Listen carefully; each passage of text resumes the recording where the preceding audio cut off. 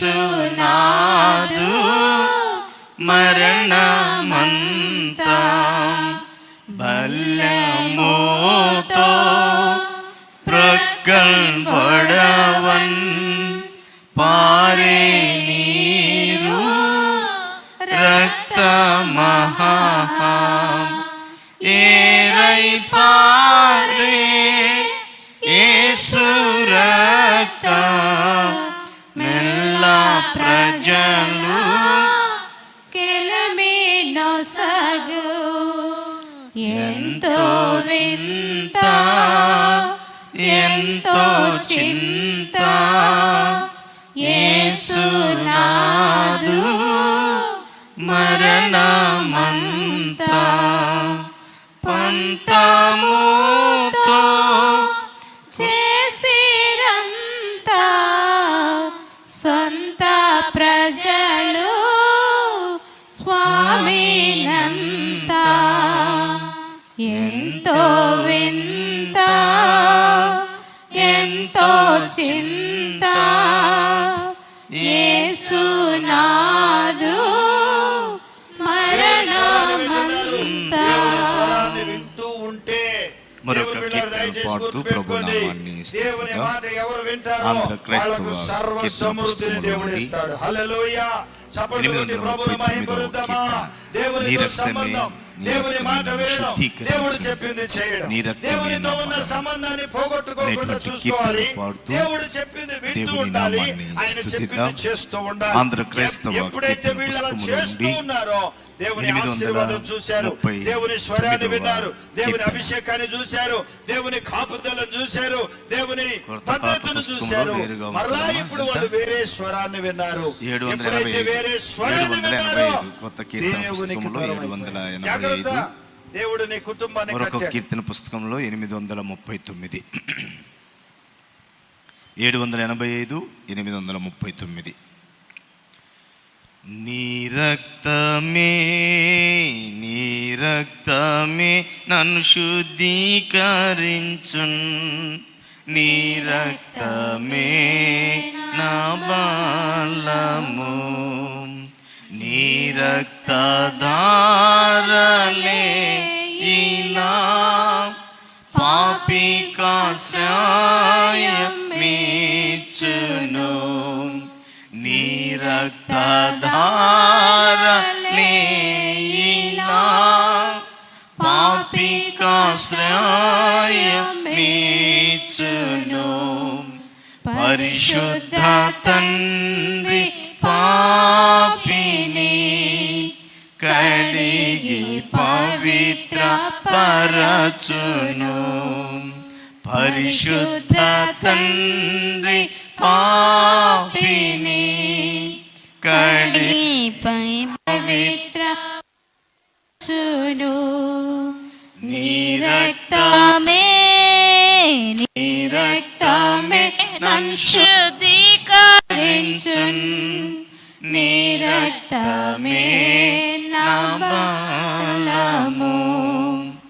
నశించు వారికి నీ సిలువా వెర్రితనముగానున్నది, నశించు వారికి నీ సిలువా వెర్రితనముగానున్నది. రక్షింపబడుచున్న పాపికి దేవుని శక్తి అయ్యున్నది, రక్షింపబడుచున్న పాపికి దేవుని శక్తి అయ్యున్నది. నీ రక్తమే నన్ను శుద్ధీకరించున్, నీ రక్తమే నా బలము. నీ సిల్వలో కాచినట్టి విలువైన రక్తము, నీ సిల్వలో కాచినట్టి విలువైన రక్తము. మోచే పాప విముక్తి చేసితివి పరిశుద్ధ దేవ తనయుడా పాప విముక్తి చేసితివి పరిశుద్ధ దేవ తనయుడా నీ రక్తమే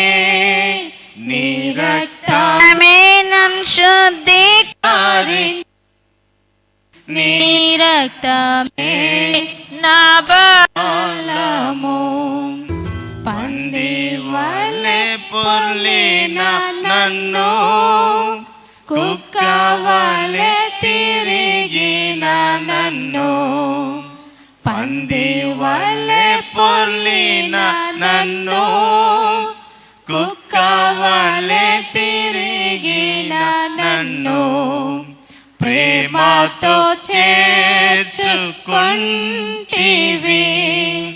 ప్రేమహోడా నీకే స్తోత్రము ప్రేమతో చేర్చుకుంటివి ప్రేమహోడా నీకే స్తోత్రము నీ రక్తమే నన్ను శుద్ధీకరించున్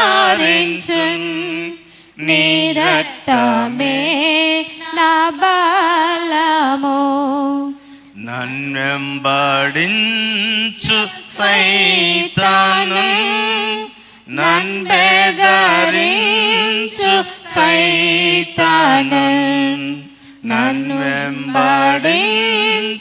సైతాను నన్బెదరించు సైతాను దునుమాడేది నీ రక్తమే దహించేది నీ రక్తమే దునుమాడేది నీ రక్తమే దహించేది నీ రక్తమే నీ రక్తమే నీ రక్తమే నన్ను శుద్ధీకరించున్ నీ రక్తమే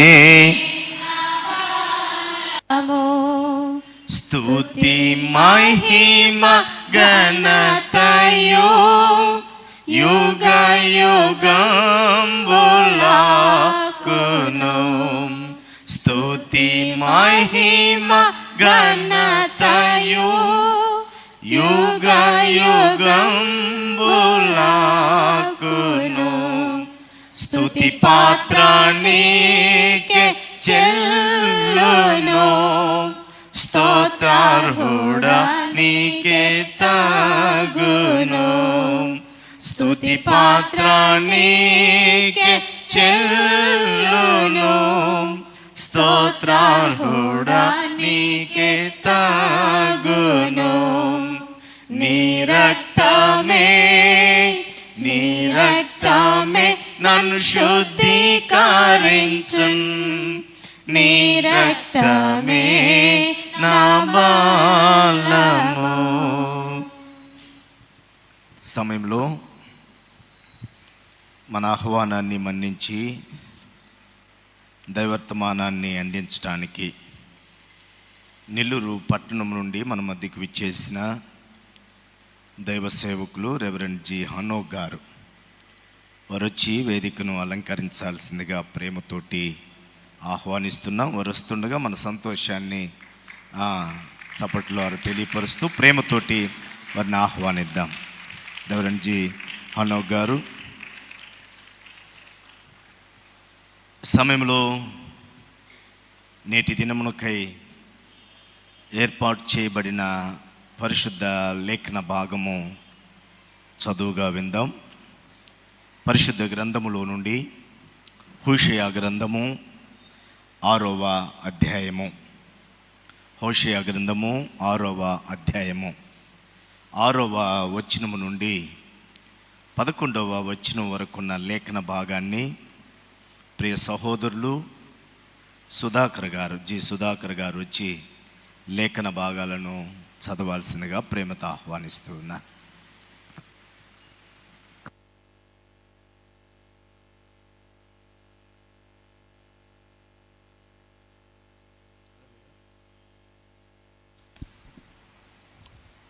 హోషియా 6వ అధ్యాయం 6వ వచనం చదువుకుందాం. నేను బలిని కోరను గాని కనికరమునే కోరుచున్నాను. దహన బలుల కంటే దేవుని గురించిన జ్ఞానం నాకు ఇష్టమైనది. ఆదాము నిబంధనలు మీరినట్టు వారు నా ఎడల విశ్వాసఘాతుకులై నా నిబంధనను మీరి ఉన్నారు. గిలాదు పాపాత్మల పట్టణమాయను, అందులో నరహంతకులు అడుగుజాడులు కనబడుచున్నవి. బందిపోటు దొంగలు పొంచియుండినట్లు యాజకులు పొంచియుండి షెకెము మార్గము నరహత్యము చేసెదరు. వారు ఘోరమైన కామకత్వము జరిగించువారై ఉన్నారు. ఇశ్రాయేలు వారిలో ఘోరమైన సంగతి ఒకటి నాకు కనబడెను. ఎఫ్రాయిమీలు వ్యభిచారకులు అభ్యాసము చేసెదరు. ఇశ్రాయేలు వారు తమను అపవిత్రపరుచుకొనెదరు. చెరలోనికి వెళ్ళిన నా ప్రజలను నేను తిరిగి రప్పించినప్పుడు, ఓ యోధా, అతడు నీకు కోతకాలము నిర్ణయించును. దేవుడి వాక్యము దీవించునుగా. ఆమేన్, ఆమేన్. Thank you brother. ప్రార్థన చేసుకుందాం. అనుదినము చేస్తున్నటువంటి రీతిగానే ప్రార్థన చేసుకుందాం. మోకరిల్లగలిగినటువంటి వారు మోకరిల్లండి. మోకరిల్లలేనటువంటి వారు మీరున్న స్థలంలోనే ఆ రీతిగానే ఉండి ప్రార్థించవలసిందిగా ప్రభు పేరట మనవి చేస్తూ ఉన్నాను. ప్రార్థించుకుందాం. ఎవరికి వారిమే ఒక 2 నిమిషాలు ప్రభు యొక్క సన్నిధానంలో మన స్థితిని మనము కనపరుచుకుందాం. దేవునికి ఆయాసకరమైనటువంటి హృదయ ఆలోచనలు కానీ, తలంపులు కానీ, చూపు కానీ ఇలాంటివి మన అంతరంగములో ఉన్నట్లే అయితే ప్రభు పేరట ప్రార్థించుకుందాం. పరలోకపు తండ్రి, యేసుక్రీస్తు నామములో పాపినైనా నన్ను క్షమించు, నీ కృప నాకు చూపించు అని దేవుని యొక్క సన్నిధానంలో ఎవరికి వారిమే వ్యక్తిగతంగా మనము పరీక్షించుకుందాం, పరిశోధించుకుందాం, పరిశుద్ధపరచబడుదాం.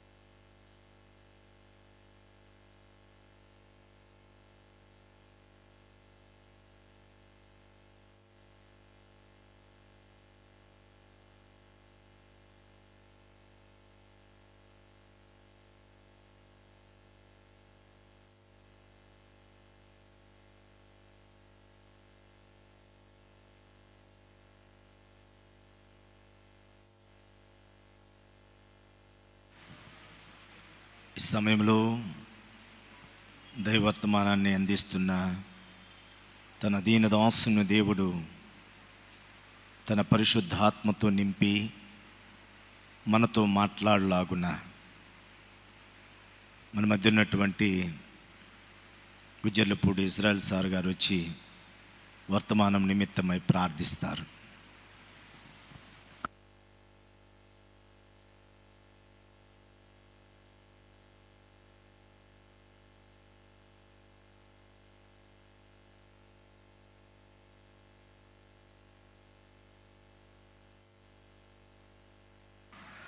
హలో ప్రార్థించుకుందాం.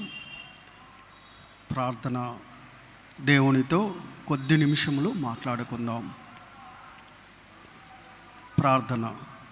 భూమిని ఆకాశమును సమస్తమును కలుగజేసిన గొప్ప తండ్రి, మీ పరిశుద్ధమైన మహోన్నతమైన ఉన్నత పరిశుద్ధ నామానికి వేలాది వందనాలు, కృతజ్ఞత స్తోత్రాలు చెల్లించుకొంచున్నాం. దేవా, ఇప్పటివరకు మమ్మలను సజీవులుగా, క్షేమకరముగా, ఆరోగ్యకరముగా, యోగ్యకరముగా కాచి కాపాడి తండ్రి, ఈ సిలువ ధ్యాన ఆధ్యాత్మిక కార్యక్రమాల్లో మమ్మలను తండ్రి 9వ రోజున తండ్రి మమ్మల్ని ఇక్కడికి తీసుకొని వచ్చిన విధానాన్ని బట్టి మీకు వేలాది వందనాలు, కృతజ్ఞత స్తోత్రాలు తండ్రి. ఈరోజు తండ్రి నీ వర్తమానాన్ని అందించిన ఉన్న నీ దేవదాసుడికి తండ్రి నోటికి బూరగా ఉండి అనేక ఆలోచనలతో తండ్రి మీరు మీ వాక్యాన్ని మీరు నీ సేవకుడి ద్వారా నడిపించుకోమని ప్రార్థిస్తున్నాం. ఆయనకు అనుగ్రహించిన కుటుంబాన్ని మీరు దీవించి కాపాడండి. ఆయన సేవా పరిచర్యను దీవించండి ఆయా తండ్రి. అట్లనే మా సంఘ కాపరిని గారిని కూడా మీరు దీవించి కాపాడి తండ్రి ఆయన కుటుంబాన్ని కూడా మీరు ఆదుకొని బలపరచమని ప్రార్థిస్తున్నాం తండ్రి. నీ వాక్యము వినటానికి వచ్చిన హృదయాలను మీరు తృప్తిపరచమని ప్రార్థించి వేడుకొంచున్నాం దేవా. ఎవరెవరు శారీరకంగా బలహీనతలతో ఉన్నారో వారందరినీ యేసు నామములో తండ్రి ముట్టి స్వస్థత చేకూర్చమని ప్రార్థిస్తున్నాం. ఎగ్జామ్స్ నిమిత్తం తండ్రి ప్రిపేర్ అవుతున్న బిడ్డలకు మీరు తోడుగా ఉండి మీ తెలివి మీ జ్ఞానముతో వారిని నింపి మంచిగా వారు పరీక్షలు రాసి తండ్రి ఉత్తీర్ణత చెంది ఉన్నత చదువులు చదవటానికి మీ కృప చూపించమని ఇక్కడ కూడి ఉన్న ప్రతి నీ బిడ్డను పేరు పేరును ఆశీర్వదించి దీవించి కాపాడమని ఈ మనవలన్నీ నజరేయుడు నిజదేవుడైన యేసుక్రీస్తు నామం పేరిట మిక్కిలి వినయంగా అడిగి వేడుకొని ప్రార్థిస్తున్నాను తండ్రి. ఆమేన్. Thank you sir. కూర్చుందామండి. సమయంలో మన ఆహ్వానాన్ని మన్నించి విచ్చేసిన దైవ సేవకుని పరిచయం చేయాల్సిందిగా మన స్థానిక సంఘ సెక్రటరీ గారు కూచిపూడి మోజస్ అనిరాజు గారు వచ్చి వారి గురించి మనకు పరిచయ వాక్కులు తెలియపరుస్తారు.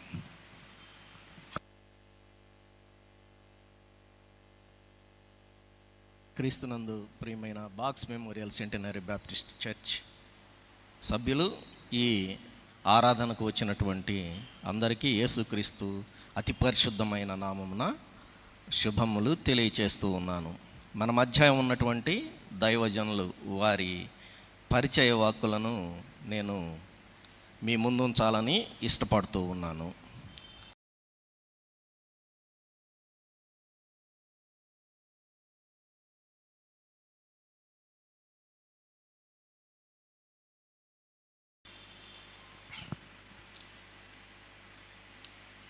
మహోన్నతుడైన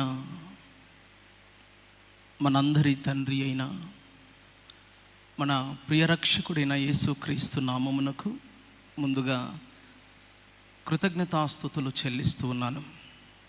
అదేవిధంగా box memorial Baptist church chairman గారికి, అదేవిధంగా సెక్రటరీ గారికి, అదేవిధంగా ట్రెజరర్ గారికి, స్టాండింగ్ కమిటీ పెద్దలందరికీ, అదేవిధంగా బాక్స్ మెమోరియల్ బ్యాప్టిస్ట్ సంఘ సభ్యులందరికీ ప్రభువైన యేసుక్రీస్తు నామమున శుభములు తెలియచేస్తూ ఉన్నాను. చాలా సంతోషం ఈ రీతిగా మీ మధ్య నిలబడి ప్రభు యొక్క వాక్కులను పంచుకోవడం దేవుడు అనుగ్రహించిన భాగ్యంగా భావిస్తూ ఉన్నాను. మరి ప్రాముఖ్యంగా మీ స్థానిక సంఘ కాపరి గారు రెవరెండ్ జె ఇజ్రాయలయ్య గారికి ప్రత్యేక వందనాలు తెలియజేస్తూ ఉన్నాను. వారు నా ఆత్మీయ తండ్రి గారు. వారు నన్ను ప్రభు సేవకు ప్రోత్సహించారు. ప్రభు ఈ స్థాయిలో ఈ రీతిగా దేవుని పరిచర్యలో చిన్న పాత్రగా వాడబడడానికి ప్రాముఖ్యంగా దేవుడు కారణమైతే, రెండవదిగా మా ఆత్మీయ తండ్రి గారు రెవరెండ్ జె ఇజ్రాయలయ్య గారు. అదేవిధంగా ఎన్నో ప్రార్థనలు మా కుటుంబ సభ్యులు, మా అమ్మ నాన్నగారు, వీరందరి ప్రార్థన దయ వల్ల దేవుని సేవలో చిన్న పాత్రగా వాడబడుతూ ఉన్నాను. నన్ను గురించి పరిచయ వాక్కులు సంఘ సెక్రటరీ గారు తెలియచేశారు. చాలా వందనాలండి. ఈ సమయంలో కొద్ది నిమిషాలు దేవుని వర్తమానాన్ని మనము విందాం. ప్రియ దేవుని బిడ్డలారా, చిన్న ప్రార్థనతో ధ్యానాన్ని మనం ప్రారంభించుకుందాం. మికిలి ప్రేమ నమ్మకము గల మా ప్రియ తండ్రి, నాన్న మీకు వందనాలు చెల్లిస్తూ ఉన్నాం. ఈ సాయంకాలపు వేళ మీ దీనదాసునిగా మీ పక్షాన నన్ను నిలబెట్టుకొని ఉన్నారు. మీ ప్రియ బిడ్డలతో మీరే మాట్లాడి మమ్మల్ని అందరినీ బలపరచాలని, కానీ మాట మీ దాసుని నోటికి రానియక మీ ఆత్మ శక్తితో నింపి మీ సిలువ చాటును మరుగుపరిచి నన్ను మీ నామ మహిమార్థమై వాడుకొని మీరే మహిమ తెచ్చుకోవాలని, నన్ను మీ ఆత్మ ఆధీనంలోనికి స్వాధీనంలోనికి నన్ను నేను సమర్పించుకుంటూ యేసు పరిశుద్ధ నామములో వేడుచున్నాము తండ్రి, ఆమేన్. ప్రభునందు ప్రియ దేవుని సంఘమా, ఈరోజు మనము ధ్యానించుకొనబోచున్నటువంటి అంశము బలిని కోరను అనేటువంటి అంశ భాగాన్ని దైవ గ్రంథము నుండి మనము కొద్ది నిమిషాలు ధ్యానము చేసుకుందాం. అందుకు వాక్య భాగాలు పరిశుద్ధ బైబిల్ గ్రంథములో ఆదికాండ గ్రంథము నుండి ప్రకటన గ్రంథం వరకు ఎన్నో వచన భాగాలు ఈ సందర్భాన్ని గురించి ఆయా సందర్భాలలో పరిశుద్ధాత్మ దేవుడు తన భక్తుల ద్వారా వ్రాయించి ఉన్నాడు. ఆ అన్ని వచనాలను మనము ధ్యానించడానికి సమయం సరిపోదు కనుక కొన్ని వచన భాగాలను, ప్రాముఖ్యమైనటువంటి వచన భాగాలను, ఒకటి ప్రాముఖ్యము కాదు అని కాదు, పరిశుద్ధ బైబిల్ గ్రంథం అంతా కూడా జుంటి తేనె ధారల కన్నా మధురమైనటువంటి మాటలు ఉన్నాయి. హల్లెలూయా. ఈ వాక్కు మంచిది కాదు, ఈ వాక్కు మంచిది అని చెప్పడానికి లేదు. మన క్షేమాన్ని కోరి పరలోకమందున్న దేవుడు తన మనస్సులోని మాటలను ఈ భూమి మీద ఉన్నటువంటి తన బిడ్డలమైనటువంటి మనకు అనుగ్రహించిన గొప్ప భాగ్యము, గొప్ప వరము పరిశుద్ధ దైవ గ్రంథం. హల్లెలూయా. దేవుని పరిశుద్ధ నామమునకు మహిమ కలుగునుగాక. ప్రియ దేవుని బిడ్డలరా, ఈ సందర్భానికి తగినటువంటి వాక్య భాగాలు ఒకసారి మనము చూద్దామండి.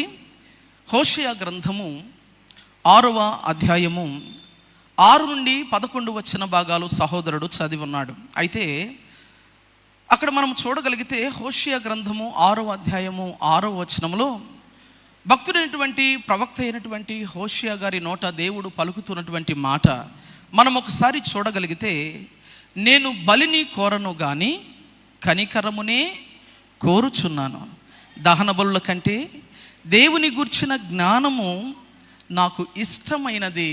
Praise the Lord, praised be the name of the lord who is in heaven. అక్కడ దేవుడు తన భక్తుని ద్వారా మాట్లాడుతూ ఉన్నటువంటి మాటను మనము చూడగలిగితే, నేను బలిని కోరువాడను కాను. అయితే దేవుని ఆశ ఏంటి? What is the desire of God? దేవుని ఆశ ఏంటంటే, ఆయన తెలియచేస్తున్నటువంటి మాట, దేవుని గురించిన జ్ఞానము కావాలి, అది నేను కోరుకుంటూ ఉన్నాను. ఆ హోషేయ గ్రంథం అంతా మనం చదవగలిగితే, నార్థన్ పార్ట్లో ఉన్నటువంటి ఇశ్రాయేలు సామ్రాజ్యము, ఇశ్రాయేలు దేశము మొదటి రాజు అయినటువంటి సౌలు గారి కాలంలో యునైటెడ్గా ఉంది. అదేవిధంగా రెండవ రాజు అయినటువంటి దావీదు గారు ఇశ్రాయేలు సామ్రాజ్యాన్ని 40 సంవత్సరాలు పరిపాలించినటువంటి మకుటము లేని మహారాజు, ఆయన కాలంలో కూడా రాజ్యము యునైటెడ్గా ఉంది. అదేవిధంగా తన కుమారుడైనటువంటి సొలొమోను గారి కాలంలో కూడా రాజ్యము యునైటెడ్గా ఉంది. ఆ తరువాత దావీదు కుమారుడైనటువంటి రెహబాము గద్దెనెక్కిన తరువాత రాజ్యము 2 భాగాలుగా విభాగింపబడింది. ఈ విషయం మనందరికీ బాగుగా తెలుసు. Southern part and also northern part. Northern part 10 గోత్రాల వారు విచ్చలవిడిగా జీవిస్తూ ఉన్నారు. దేవుని భయము బొత్తిగా ఎరుగనటువంటి వారుగా. They have lack of knowledge of God. వారు దేవుని గూర్చి జ్ఞానాన్ని విస్మరిస్తూ దేవుని యందు భయము భక్తిని మానుకొని వారు ఇష్టానుసారంగా జీవిస్తూ ఉన్నటువంటి సందర్భం. మనము హోషేయ గ్రంథాన్ని ఒక్కొక్క వచన భాగాన్ని జాగ్రత్తగా అబ్జర్వేషన్ చేస్తూ చదువుతూ రాగలిగితే, వారు పాపం చేస్తూ ఉన్నారు, బలులను తీసుకొని వచ్చి దేవాలయములో అర్పిస్తూ ఉన్నారు. వారు పాపం చేస్తూ ఉన్నారు, దేవాలయమునకు రాకుండా వారికి వారే బలిపీఠాలను నిర్మించుకొని అక్కడ దహన బలులను అర్పిస్తూ ఉన్నారు. వారి జీవితాలు మారటం లేదు కానీ, వారి బ్రతుకులు మారటం లేదు కానీ, వారి మనస్సు మారటం లేదు కానీ, వారు దేవునికి మాత్రం అర్పణలు అర్పిస్తూ ఉన్నారు. వారు దేవునికి మాత్రం కానుకలు అర్పిస్తూ ఉన్నారు. ఆ కారణము చేత దేవుడు చాలా స్ట్రాంగ్గా మాట్లాడుతూ వారిని హెచ్చరిస్తూ ఉన్నాడు భక్తుడైనటువంటి ప్రవక్త అయినటువంటి హోషేయ గారి ద్వారా. అయ్యా, మీరు ఎన్నో బలులు నా యొద్దకు తీసుకుని వస్తూ ఉన్నారు, అయితే మీరు అర్పించే అర్పణలు కాదు ప్రాముఖ్యం, మీ హృదయము ప్రాముఖ్యం. మీ మనస్సు మారాలి. మీ మనస్సులో, మీ హృదయ అంతరంగములో దేవుని గురించిన జ్ఞానం ఉండాలి. ఈ మాట కాస్త అర్థం చేసుకోవడానికి ఒక చిన్న ఎగ్జాంపుల్ నేను మీకు తెలియచేస్తాను. మా ప్రాంతంలో ఒక ప్రాంతం ఉంది. ఆ ప్రాంతం పేరు చెప్తే కెమెరాల్లో రికార్డ్ అయిపోతూ ఉంది, చెప్పను పేరు. ఆ ప్రాంతంలో కొంతమంది ఉన్నారు. వారు ముంబై నగరానికి, ఢిల్లీ నగరానికి, చెన్నై నగరానికి, ఈ మన ఇండియా దేశంలో ఎక్కడెక్కడైతే ప్రాముఖ్యమైనటువంటి నగరాలు ఉన్నాయో ఆ నగరాలకు వెళతారు. వారి వృత్తి అది. వారు దొంగతనాలు చేసుకొని వస్తారు. వచ్చి వారు ఎంతైతే దొంగతనం చేశారో ఆ రోజు అంత తీసి 10వ భాగం పక్కన పెడతారు. పక్కన పెట్టి వచ్చి వారు చర్చికి వచ్చి, ఇదిగో మాకు ఇంత వచ్చింది ఆదాయం ఈ సంవత్సరము అని చెప్పి ఆ 10వ భాగం అంతా కౌంట్ చేసి చర్చిలో 10వ భాగంగా ఇస్తారు. ఈరోజు అడుగుతూ ఉన్నాను నా ప్రియ దేవుని బిడ్డలారా, ఆ 10వ భాగము దేవుడు అంగీకరిస్తాడండి? అంగీకరిస్తాడా? దేవుడు కోరుకుంటుంది మనస్సు మారాలి. దేవుడు కోరుకుంటుంది హృదయం బాగుండాలి. దేవుడు కోరుకుంటుంది న్యాయము కావాలి అని దేవుడు ఆశిస్తూ ఉన్నాడు. మనిషి తన వలే ఉండాలని. మన దేవుడు పరిశుద్ధుడు, ఆయనలో ఏ పాపము లేదు. అలా ఉండాలని తన బిడలమైనటువంటి మనలను ఆయన ఆశిస్తూ ఉన్నాడు. నా ప్రియ దేవుని బిడలరా, ఆయన ఏమని ఇంకా మాట్లాడుతూ ఉన్నాడో హోషేయ గ్రంథము 4వ అధ్యాయము 1వ వచన భాగాన్ని మనము చదవగలిగితే, హోషేయ గ్రంథము 4వ అధ్యాయము 1వ వచన భాగము. ఇశ్రాయేలీయులారా, యెహోవా మాట ఆలకించుడి, సత్యమును కనికరమును దేవుని గూర్చిన జ్ఞానమును దేశమందు లేకపోవుట చూచి యెహోవా దేశ నివాసులతో వ్యాజ్యమాడుచు ఉన్నాడు. సత్యాన్ని గురించినటువంటి జ్ఞానము దేశములో లేదు, న్యాయాన్ని గురించినటువంటి జ్ఞానము దేశములో లేదు. ఎక్కడ చూసినా అన్యాయము అక్రమము జరుగుచు పాపము దేవుని కన్నులకు విపరీతంగా కనిపిస్తూ ఉంది. పైగా వారు భక్తి పరులము అని ఇతరుల ముందు ప్రదర్శించుకోవడానికి వారు ఏం చేస్తారంటే బలులను తీసుకొని వస్తారు. కావాల్సిందేంటి? దేవుని గురించిన జ్ఞానము, న్యాయము, సత్యము. అది దేవుడు కోరుతూ ఉన్నది. That is God's desire. నా ప్రియ దేవుని బిడలారా, ఇంకా దావీదు గారు ఏమంటూ ఉన్నాడో, ఆయన బెత్షెబాతో పాపము చేసిన తరువాత ఆయన అద్భుతంగా ఒక కీర్తన వ్రాస్తాడు. అదే మనందరికీ బాప్టిస్ట్ సంఘాలలో మనము ఉత్తర ప్రత్యుత్తర రీతిగా పలుసార్లు ఆ కీర్తన భాగాన్ని చదువుతూ ఉంటాం. ఆ కీర్తనలో పశ్చాత్తాపుడై నాతాను ప్రవక్త వచ్చి, ఇదిగో ఈ తప్పు నువ్వు చేసావని చెప్పినప్పుడు ఆ టైంలో నువ్వెవరు బాబు నాకు చెప్పడానికి, నేను I am the king of Israel అని అనలేదు. అట్లనే మోకాళ్ళ మీద వంగిపోయాడు. తన మనస్సు కృంగిపోయింది. దేవుని వైపు కన్నులెత్తి కూడా చూడలేకుండా ఆయన తనను తాను భయంకరంగా ఏడ్చుకుంటూ, తాను దుఃఖిస్తూ, దేవుని సన్నిధిలో ప్రార్థన చేస్తూ, పశ్చాత్తాపుడై హృదయ వేదనతో ఆయన రాస్తూ ఉన్నటువంటి ఈ కీర్తన చాలా ఆత్మీయ పాఠాలు అందులో మనకు కనిపిస్తాయి. మనం అక్కడ చూడగలిగితే 51వ కీర్తన 6వ వచనం, నీవు అంతరంగములో సత్యమును కోరుచున్నావు, ఆంతర్యమున నాకు జ్ఞానము తెలియజేయదు అంటూ ఉన్నాడు. అంతరంగములో దేవుడు సత్యాన్ని కోరుతూ ఉన్నాడు. పైకి ఒక విధంగా, లోపల ఒక విధంగా.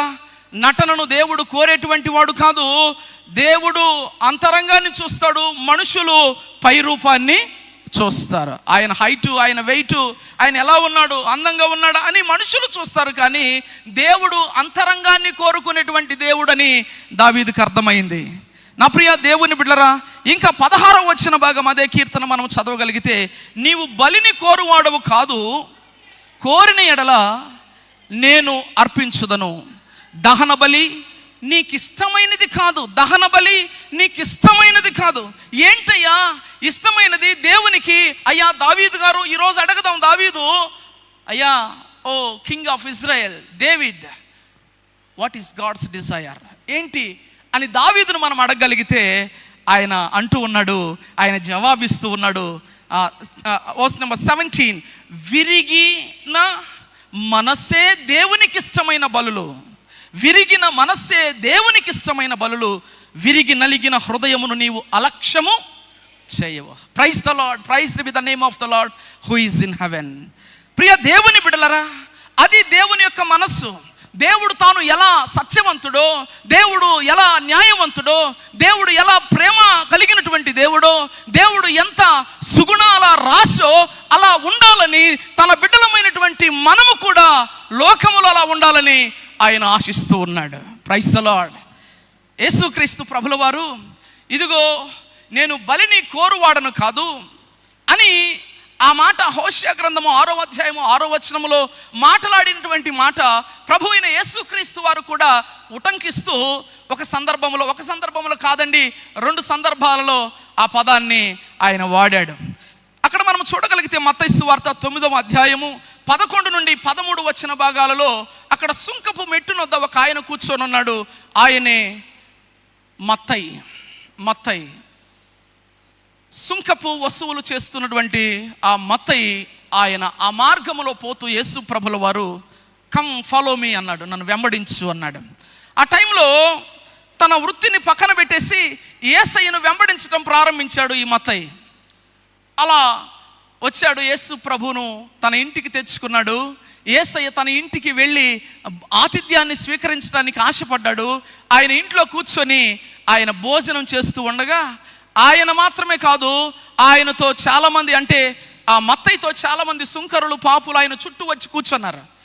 ఆ సమయంలో శాస్త్రులు, పరిసయ్యులు అసూయతో నిండిపోయినటువంటి వారు, ఇదిగో ఈయన పాపుల మధ్య కూర్చున్నాడే, పాపుల మధ్య కూర్చొని ఈయన దైవ కుమారుడు అంటున్నాడే, పాపుల మధ్య ఎందుకు కూర్చున్నాడు ఈయన, దైవ కుమారుడైతే పాపుల మధ్య ఉంటాడా అని విమర్శిస్తూ ఉంటే దాన్ని అర్థము చేసుకున్నటువంటి దేవదేవుడు, నా ప్రియ దేవుని బిడ్డరా, ఇక్కడ ఉన్నటువంటి వారు ఎవరైనా ఒకవేళ సేవకునికి వ్యతిరేకంగా లేకపోతే దేవునికి వ్యతిరేకంగా ఏమైనా ఆలోచన చేస్తూ ఉంటే అది నాకు తెలియకపోవచ్చు, ఇక్కడ కూర్చొని మన ఎవరికి అర్థం కాకపోవచ్చు. అయితే హృదయ రహస్యములు ఎరిగినటువంటి దేవునికి మాత్రం అంతా కూడా తెలుసు. ప్రభువారు గ్రహించాడు. ఆయన అన్నాడు ఒక చక్కటి మాట, అయ్యా మేం నీతిమంతులము, ఇదిగో వీళ్ళు పాపులని మీరు అనుకుంటూ ఉన్నారు కాబట్టి నేను నీతిమంతుల కొరకు రాలేదు, పాపుల కొరకే వచ్చాను, పాపులను పిలవడానికే వచ్చాను.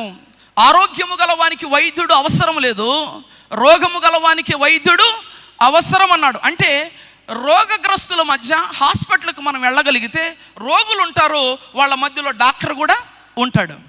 ఆ డాక్టర్ వారి మధ్య లేకపోతే పేషెంట్ చనిపోతాడు, అవునా కదా?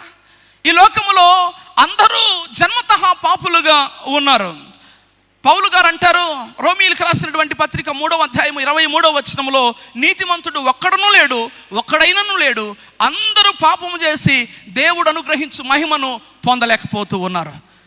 అలా దేవుని వాక్యము, దైవ గ్రంథము సెలవిస్తూ ఉంటే మేము నీతిమంతులము, వీళ్ళు పాపులు అన్నట్టుగా భావిస్తూ ఉన్నారు. కాబట్టి యేసు ప్రభుల వారు, అయ్యా మీరు నీతిమంతులని మీరు అనుకుంటున్నారు, నాకు తెలుసు మీరు ఎంత నీతిమంతులో, కాబట్టి నేను నీతిమంతుల కోసం రాలేదు, పాపుల కోసం వచ్చాను. ఈ పాపి వీరి మధ్యలో నేను లేకపోతే నేను వచ్చినటువంటి ఉద్దేశము వ్యర్థమైపోతుంది, అవునా కదా? నేను ఏ ఉద్దేశం అయితే పాపులను రక్షించుటకు మనుష్య కుమారుడు ఈ భూమి మీదకి వచ్చాడని దైవ గ్రంథం సెలవిస్తూ ఉందో ఆ ఉద్దేశము ఫెయిల్యూర్ అయిపోతుంది. పాపి చనిపోయి నరకానికి వెళతాడు. నేను పాపాన్ని ప్రేమించేవాడిని కాదు, పాపాన్ని ద్వేషించేటువంటి వాడిని, బట్ పాపిని ప్రేమించేటువంటి వాడిని అన్నాడు. ప్రైజ్ ది లార్డ్, హల్లెలూయా. నా ప్రియ దేవుని బిడ్డలారా, ఇంకా యేసుక్రీస్తు ప్రభుల వారు మరొక సందర్భంలో కూడా ఆ మాటలను వాడినట్టుగా మనం చూస్తాం. ఆ సందర్భము అదే మత్తయి సువార్త 12వ అధ్యాయము 7వ వచనంలో ఉంటుంది. ఆ తర్వాత మీరు ఇంటికి వెళ్ళిన తర్వాత చదవండి. ఇంకొక సందర్భాన్ని మనము చూడగలిగితే నా ప్రియ దేవుని బిడ్డలారా, వ్యభిచారమందు పట్టబడినటువంటి ఒక స్త్రీని పొద్దున్నే పట్టుకొని వచ్చారు. యేసయ్య దేవాలయంలో ఉన్నాడు ఆ టైంలో.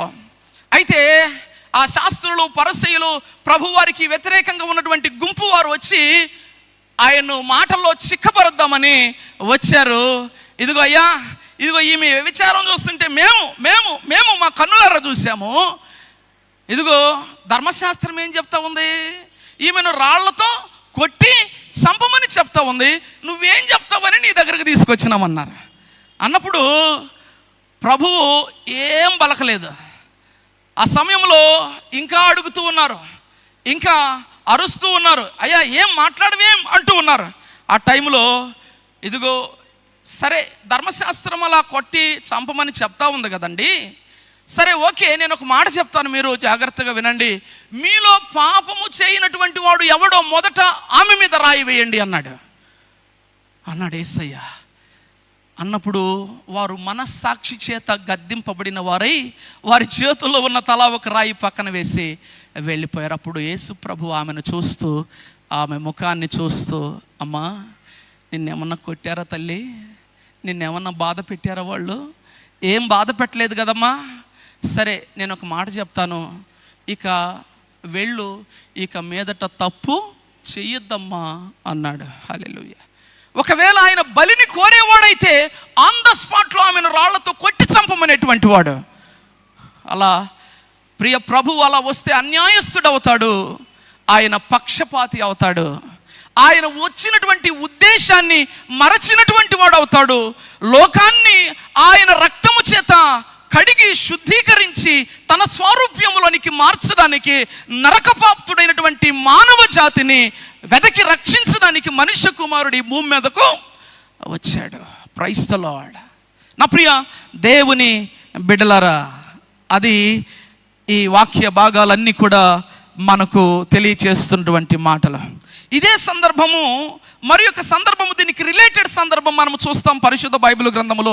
నూతన నిబంధన గ్రంథం, అది నూతన నిబంధన గ్రంథము. హెబ్రీయులకు రాసినటువంటి పత్రిక 10వ అధ్యాయము 1 నుండి 10వ వచనాలు మనం చదవగలిగితే అక్కడ యేసుక్రీస్తు బలియాగాన్ని గురించి మాట్లాడుతూ ఉన్నటువంటి సందర్భం. పరిశుద్ధాత్మ ప్రేరణతో హెబ్రీ గ్రంథకర్త వ్రాస్తూ ఉన్నాడు ఎన్నో అమూల్యమైనటువంటి మాటలు.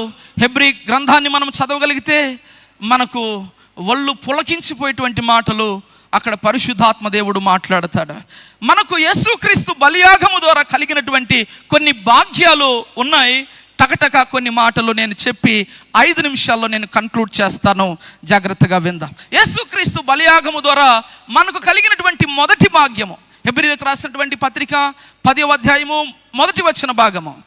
ధర్మశాస్త్రము రాబోచున్న మేలుల ఛాయే కానీ ఆ వస్తువుల నిజస్వరూపము గలది కాదు గనుక ఆ యాజకులు ఏటేటా ఎడతెగకుండా అర్పించు ఒకటే బలులు వాటిని తెచ్చువారికి ఎన్నడను సంపూర్ణ సిద్ధి కలగ చేయ నేరవు.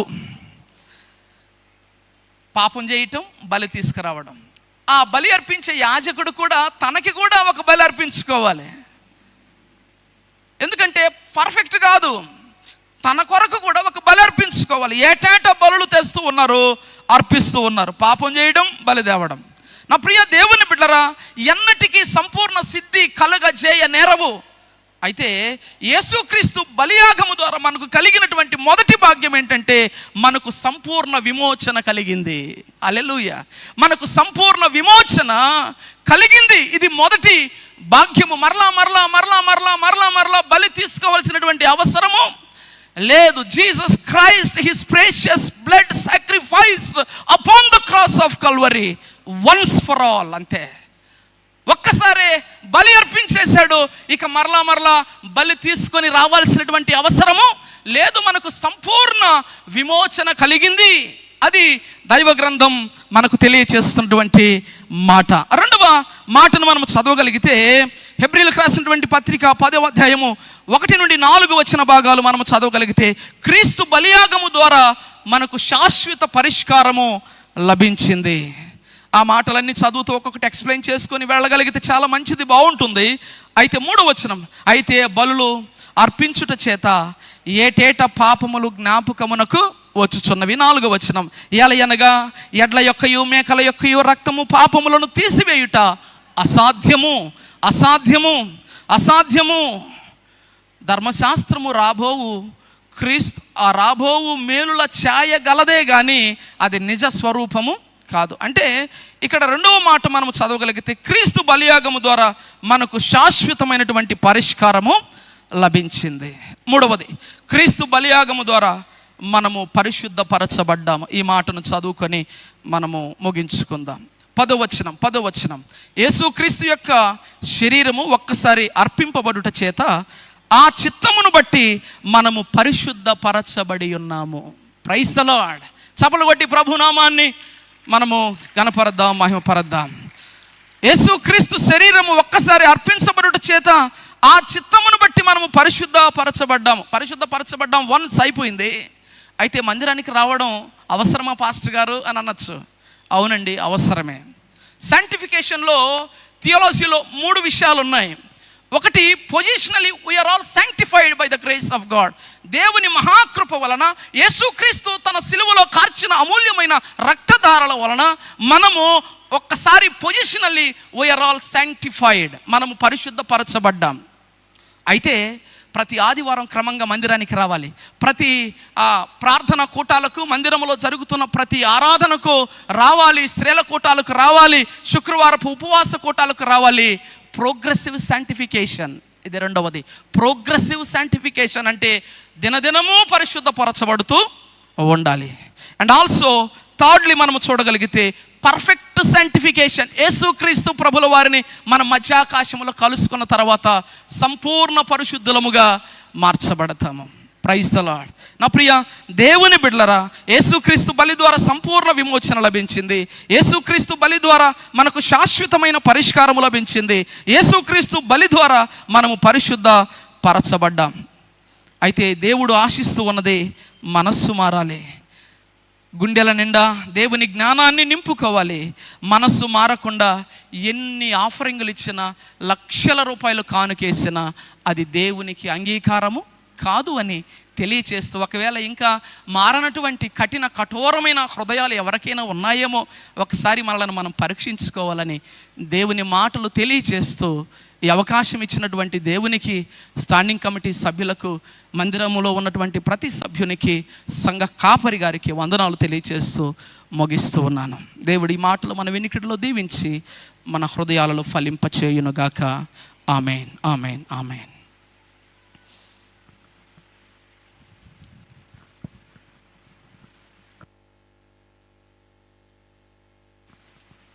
చక్కటి సందేశాన్ని అందించిన దేవుని యొక్క దాసులు రెవరెండ్ జి హనోక్ గారికి సంఘం తరపునను అలాగే కార్యవర్గ తరపున మా కుటుంబ తరపున ప్రత్యేకమైనటువంటి వందనాలు తెలియపరుస్తూ ఉన్నాను. బలిని కాదు కానీ దేవుడు చూచేది మన హృదయాంతరంగంలో శుద్ధీకరణ అని చక్కటి వివరణ ఇచ్చిన దైవజనును, వారి యొక్క పరిచర్యను, కుటుంబాన్ని దేవుడు దీవించి ఆశీర్వదించును గాక. మంచిది. మన సెక్రటరీ గారు పరిచయం చేశారు. నేను కూడా ఒక మాట పాస్టర్ గారి గురించి తెలియపరచాలి.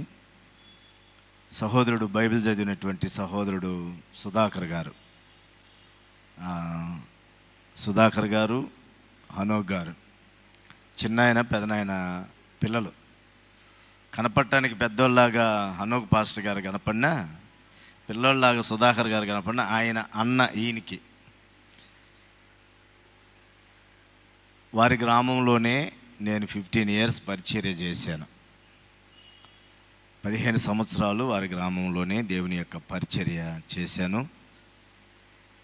హనోక్ బాప్తిసం ఇచ్చింది నేనే, మ్యారేజ్ చేసింది నేనే. వారికి పిల్లలు పుట్టినంత వరకు కూడా వారి ఊరిలో దేవుని యొక్క పని జరిగించడానికి దేవాతి దేవుడు మాకిచ్చిన సదవకాశాన్ని బట్టి ప్రభువుని నేను స్తుతిస్తూ ఉన్నాను. వీరి కుటుంబం యొక్క ప్రత్యేకత ఏంటంటే, ఏ దైవ సేవకుడు వచ్చినా, వారు ఎవరైనా కావచ్చు, ఆ గ్రామంలో చేస్తున్నటువంటి సేవకుడు కావచ్చు, లేదా అనుకోకుండా ఆ మార్గంలో వచ్చిన సేవకులు కావచ్చు, ఎవరైనా సరే వీరి కుటుంబంలోనే చేయగలగాలి. అది రూల్, అంతే. అది దేవుడు వాళ్ళకి ఇచ్చినటువంటి ఆశీర్వాదం ఏమో కానీ వారి కుటుంబంలోనే, వారి అన్నదమ్ముల ఇంట్లోనే మాత్రమే వారు భోజనం చేసేటువంటి పరిస్థితి వారు కల్పిస్తారు. మమ్మల్ని కూడా చాలా చక్కగా అక్కడ ఉన్నప్పుడు వారు ప్రేమించారు. అందును బట్టి ప్రభుని స్తుతిస్తూ ఉన్నాను. సమయంలో ఏమిటంటే, పాస్టర్ గారు ఒక దినాన్న నాకు ఫోన్ చేసి, సార్ నేను కొన్ని క్యాసెట్లు, అతను పాటలు కొంచెం పిచ్చే పాస్టర్ గారికి, ప్రసంగాల మీద పాటలంటే కొంచెం పిచ్చి ఎక్కువ, పాటలు పాడుతూ ఉంటాడు చిన్నప్పటి నుంచి కూడా. అయితే ఇంతకు మునుపు నేను నంద్యాలలో ఉన్నప్పుడు ఒక 3 పాటలు, ఒక 2 పాటలు ఆయన సొంతగా, 2 పాటలు ఆయన సొంతగా రాసి స్వరకల్పన చేసి పాడినటువంటివి 2 కీర్తనలు, ఒక 2 కీర్తనలు మన ఆంధ్ర క్రైస్తవ కీర్తనలు. ఇవన్నీ కూడా 4 కీర్తనలు వీడియో సాంగ్స్ చేశాడు. సార్ మీరు దాని యొక్క ఓపెనింగ్కి మీరు రావాలంటే నేను రావటం కాదు, కానీ హనోక్ నువ్వే రమ్మన్నప్పుడు తప్పనిసరిగా సార్ నేను అక్కడే వచ్చి ఆ పాటలను నేను రిలీజ్ చేయాలి అనేటువంటి ఆలోచనతో వారు మన ఆహ్వానం నేను సెక్రటరీ గారిని అడిగినప్పుడు, తప్పనిసరిగా సార్ మనకు కూడా బయట నుంచి సేవకులను పిలిచేటువంటి ఆనవాయితీ ఉంది, తప్పనిసరిగా పిలిపించన్నప్పుడు మన మధ్యకు వచ్చారు. అందును బట్టి ప్రభువుని నేను స్తుతిస్తూ ఉన్నాను. ఈ సమయంలో మన కమిటీ పెద్దలందరూ కూడా ముందుకు వచ్చినట్లయితే పాస్టర్ గారు పాడినటువంటి ఆ వీడియో పాటలు ఈరోజు ప్రధానంగా పాపిని కృపచూపువయ్యా ఆంధ్ర క్రైస్తవ కీర్తన పుస్తకంలో నుండి అవి 2-3 రకాలైనటువంటి రాగాలు ఉన్నాయి. కానీ ఆయన ఒక ప్రత్యేకమైనటువంటి రాగంలో వారు ఆ పాటను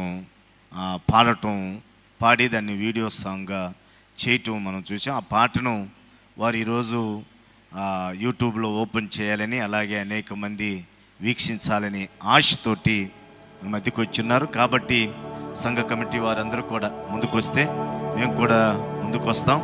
ఆ కార్యక్రమాన్ని చేసిన తదనంతరము మనము ముగింపు కీర్తన, తదుపరి ప్రార్థన, ప్రభు నేర్పిన ప్రార్థన ఆశీర్వాదంతో సెలవు తీసుకుందాం.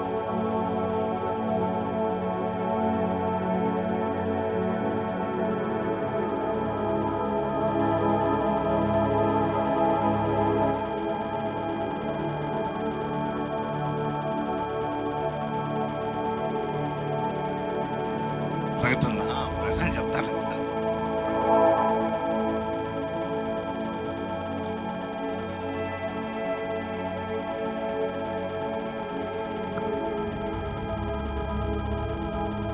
క్రైస్తవంలో పాటలు ఎంత ప్రాముఖ్యమో మనకు తెలుసు.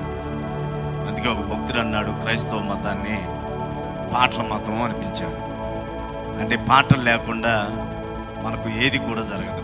అది పుట్టినరోజు కావచ్చు, ఇంకో రోజు కావచ్చు, ఏ శుభకార్యమైతే అభిశుభకార్యమైన ఏదైనా సరే ఆ పాటలు లేకుండా మన ఆరాధన ఉండదు. కనుక పాటలకు మనకంత ప్రాముఖ్యత ఉంది. మీకు నేను జ్ఞాపకం చేశాను ఏమిటంటే, ఒక మాట ఉంది, మనం ప్రభు వల్ల ఆచరించిన తదనంతరము ఒక మాట చెప్తాం. ఏమంటే, అంతటా వారు అంటే యేసు ప్రభువారు, ఆయనతో ఉన్నటువంటి శిష్యులు, వారు కీర్తనలు పాడుచు ఒలీవ కొండలకు వెళ్ళిరి.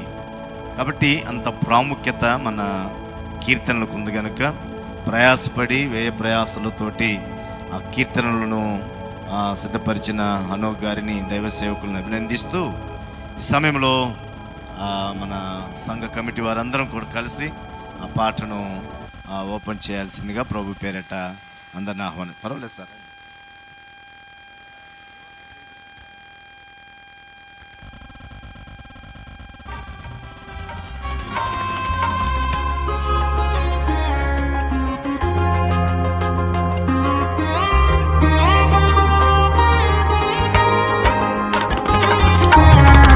పాపిని కృప చూపవయ్యా,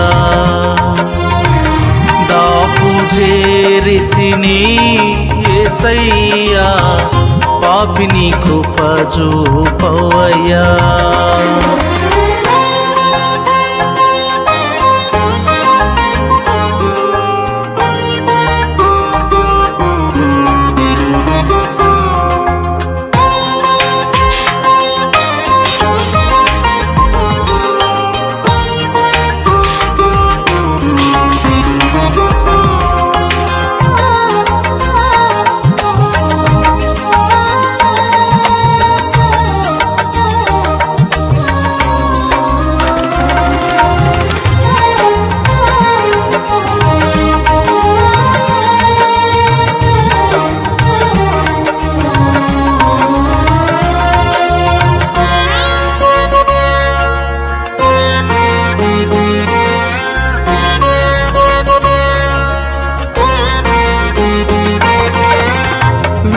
వేషభాషల తోడ నిండి మోసపోతీని యేసయ్యా.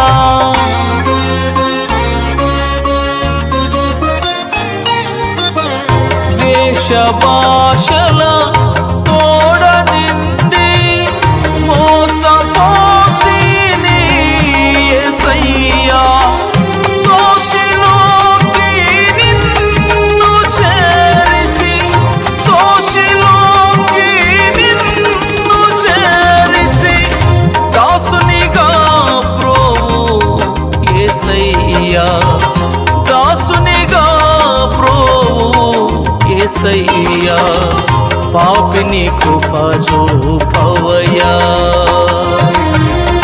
దాపు చేరితిని యేసయ్యా, పాపిని కృప చూపవయ్యా. ఆంధ్ర క్రైస్తవ కీర్తన పుస్తకంలోంచి 329వ కీర్తన. దాని గురించి ఏమన్నా హనోక్ గారు చెప్పాలంటే మీ యూట్యూబ్ గురించి ఏదన్నా చెప్తారా? పాస్టర్ హానోక్ అనే యూట్యూబ్ ఛానల్ ఉంది, దాన్ని ఒకసారి మీరు చూసి నేర్చుకొని ఆ పాటలు పాడాలని. అది నా గొప్పతనానికి కాదు కానీ ప్రభు నామ మహిమ, ఆయన నామాన్ని మీరు అందరూ మహిమపరచాలని తెలియచేస్తూ ఈ అవకాశం ఇచ్చినటువంటి స్టాండింగ్ కమిటీ పెద్దలకు ప్రత్యేక వందనాలు, వారికి ప్రత్యేక వందనాలు. వారు అనుమతిస్తేనే ఈ రీతిగా ఇక్కడ జరుపుకోవడం జరిగింది. అదేవిధంగా స్థానిక సంఘ పరిసరాల గారికి, చేరి వచ్చిన సంఘ సభ్యులందరికీ వందనాలు తెలియజేస్తూ ముగిస్తున్నాను. Thank you sir. ఈ సమయంలో మన సంఘ సెక్రటరీ గారు